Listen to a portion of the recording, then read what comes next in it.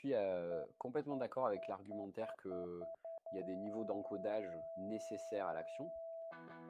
Et en fait, quand tu regardes dans les théories assez anciennes de l'apprentissage de l'adulte, la mise en pratique est loin d'être l'optimum pour devenir performant. C'est-à-dire qu'en fait, la mise en pratique, elle peut être complètement supposée, elle peut être simulée, elle peut être mal contextualisée, elle peut même générer, si elle n'est pas encadrée, elle peut même générer des faux apprentissages.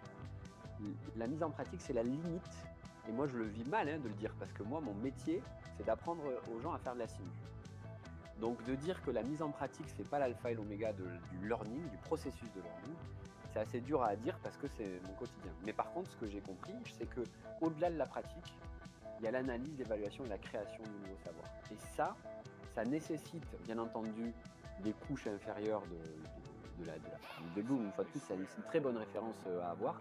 Et en fait, je me dis, une fois que tu as mis en pratique, c'est comme quand on apprend à un formateur à poser une bonne question. La bonne question, c'est que le début du travail, parce qu'il y a une réponse et qu'il faut bien pouvoir continuer derrière.